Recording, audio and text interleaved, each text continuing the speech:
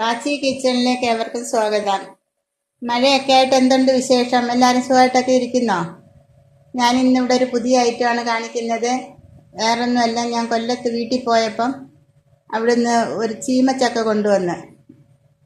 ഞങ്ങളവിടെയൊക്കെ ചീമച്ചക്ക എന്നാണ് പറയുന്നത്. ഇവിടെ ചിലർ കടച്ചക്കയെന്നും പറയാറുണ്ട്. അങ്ങനെ അത് വെച്ചൊരു വിഭവം ഉണ്ടാക്കാമെന്ന് വിചാരിച്ചു. ഞാനിന്നിവിടെ ഉണ്ടാക്കാൻ പോകുന്നത് ഈ ചീമച്ചക്ക വെച്ചുണ്ടാക്കുന്ന ഒരു പുലാവാണ്. പുലാവെന്നോ ബിരിയാണി എന്നോ വേണമെങ്കിലും പറയാം. ഏതായാലും സ്കൂള് തുറന്ന സമയമായതുകൊണ്ട് കുട്ടികൾക്കൊക്കെ ടിഫിനിൽ ലഞ്ചിന് കൊടുത്തു വിടാൻ പറ്റിയ ഒരു വിഭവമാണ്. പിന്നെ വലിയവർക്കും വെജിറ്റേറിയൻസ് ഇഷ്ടപ്പെടുന്നവർക്ക് വളരെ ഇഷ്ടപ്പെടുന്ന ഒരു വിഭവമാണിത്.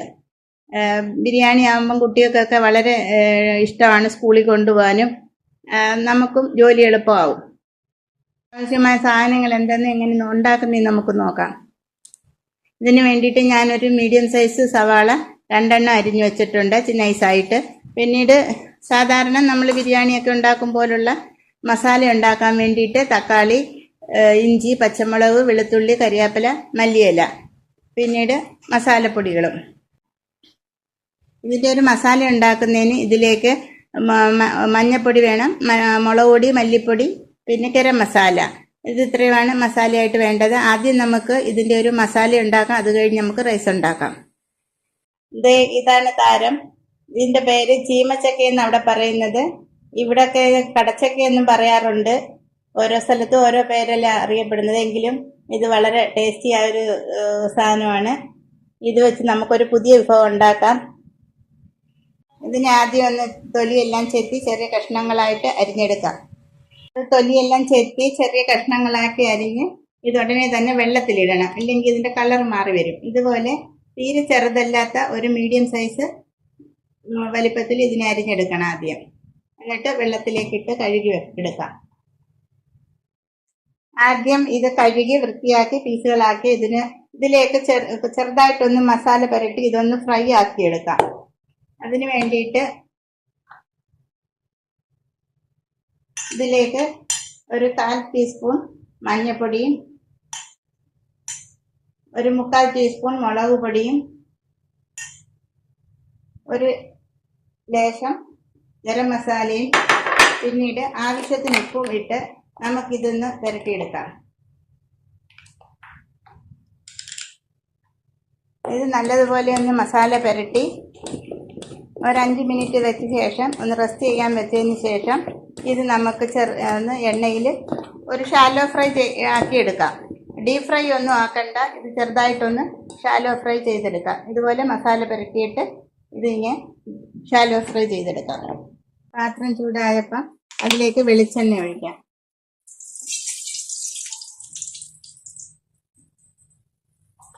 എണ്ണ ചൂടാകുമ്പം ഇതിലേക്ക് ഇതിട്ട് കൊടുക്കാം പീസുകൾ.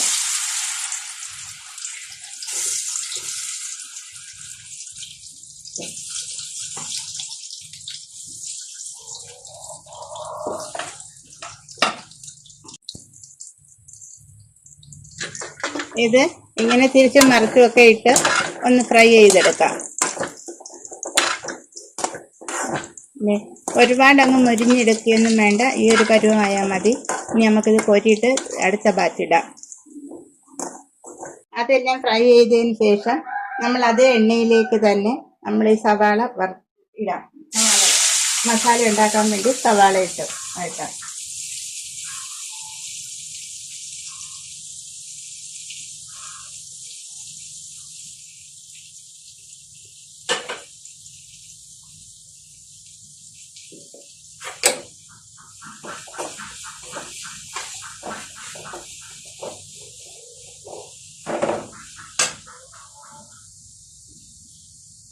സവാള ഒന്ന് വാടി വരുമ്പം നമുക്ക് ഇഞ്ചി, വെളുത്തുള്ളി, പച്ചമുളകൊക്കെ ചേർത്ത് വഴറ്റിയെടുക്കാം. ഇത് കുറച്ചൊന്ന് വാടി വന്നപ്പോഴത്തേക്ക് ഇതിലേക്ക് നമുക്ക് കരിയാപ്പില ഇടാം. വെളുത്തുള്ളി, പച്ചമുളക് ഇടാം. ഇതുകൂടി വാടി വന്നതിന് ശേഷം ഇഞ്ചി ചേർക്കാം.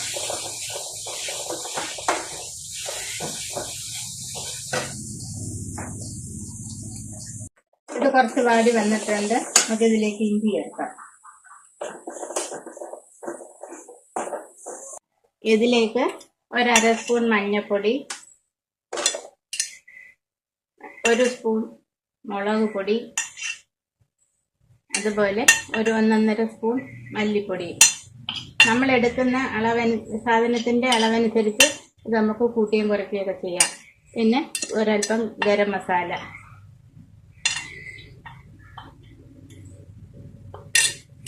ഇതെല്ലാം ഇട്ട് ഒന്ന് മൂപ്പിക്കാം, ചെറുതായിട്ടൊന്ന് മൂപ്പിക്കാം.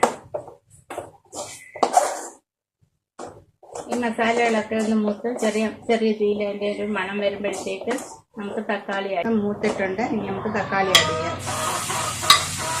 ഒരു 2 തക്കാളി ഞാൻ ഇതിലിട്ടിട്ടുണ്ട്.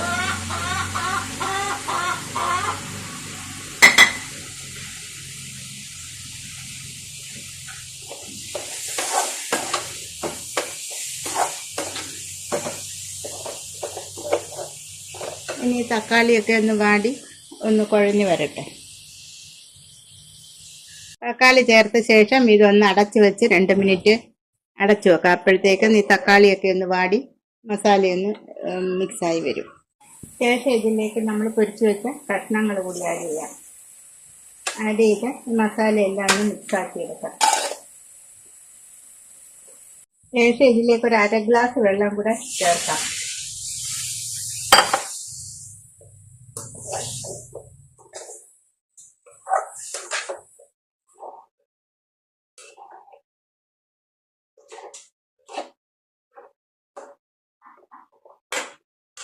അത് തിളയ്ക്കുമ്പോഴത്തേക്ക് അതിലേക്ക് നമുക്ക് മല്ലിയില ഇടാം.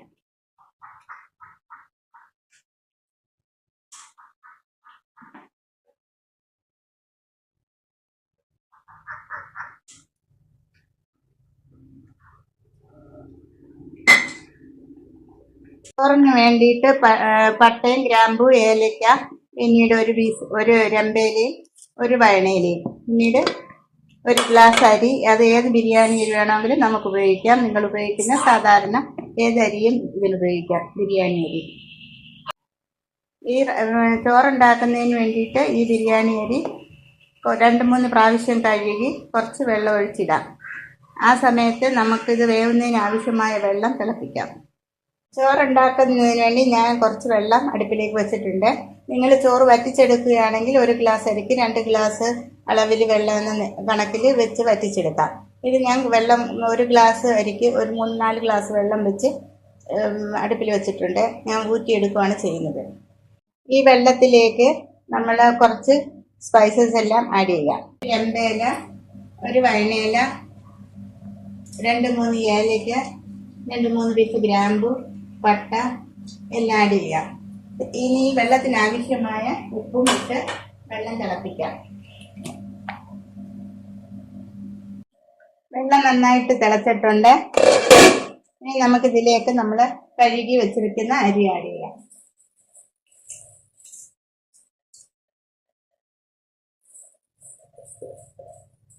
ചോറ് വെന്തിട്ടുണ്ട്. നമ്മൾ ഇനി ഇതിപ്പോ ഊറ്റി അതിന്റെ വെള്ളം ഊറ്റാം. നമുക്കിനി ഇത് ഈ ഒരു കുക്കറിലോട്ട് സെറ്റ് ചെയ്യാം. ഈ ചോറ് അതിലേക്ക് കുക്കറിലേക്ക് കുറച്ച് ചോറ് ആദ്യം ഇട്ട്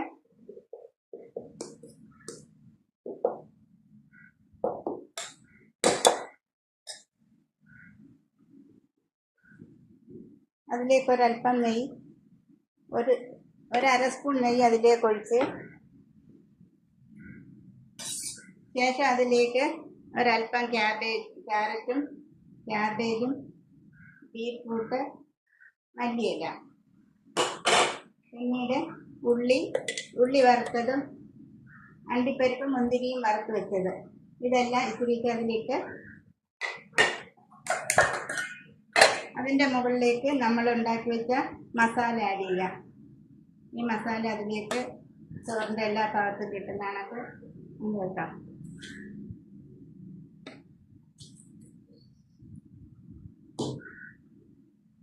ശേഷം വീണ്ടും നമ്മൾ ബാക്കിയുള്ള ചോറും അതിലേക്ക് ഇടാം.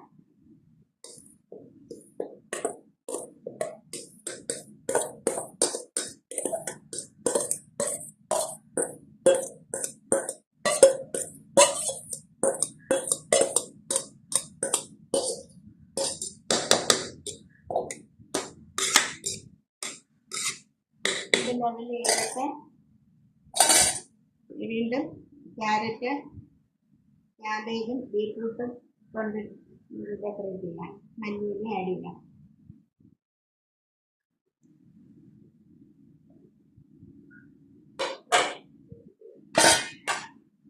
ഇവിടെ ഉള്ളി വറുത്തതും അണ്ടിപ്പരിപ്പും മുന്തിരിയും അത് ഇട്ട് ഒരല്പം കൂടെ നെയ്യും അതിൻ്റെ മുകളിൽ ഫ്ലേവറിന് വേണ്ടിയിട്ട് വയ്ക്കാം. ഇതിനി ഒന്ന് അടച്ചിട്ട് നമുക്കൊരു 5 മിനിറ്റ്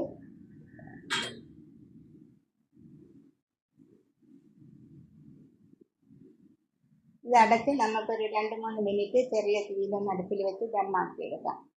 ബിരിയാണി റെഡി. വളരെ ടേസ്റ്റിയാണ്. എല്ലാവരും ഒന്ന് ട്രൈ ചെയ്ത് നോക്കണം. ഇഷ്ടമാവുകയാണെങ്കിൽ ലൈക്ക് ചെയ്യണം, ഷെയർ ചെയ്യണം, സബ്സ്ക്രൈബ് ചെയ്യണം. Thank you. നമ്മുടെ ബിരിയാണി ടേസ്റ്റ് ചെയ്യാനായിട്ട് ഒരു അതിഥി എത്തിയിട്ടുണ്ട്. പുള്ളി ടേസ്റ്റ് ചെയ്തിട്ട് അഭിപ്രായം പറയുന്നതായിരിക്കും.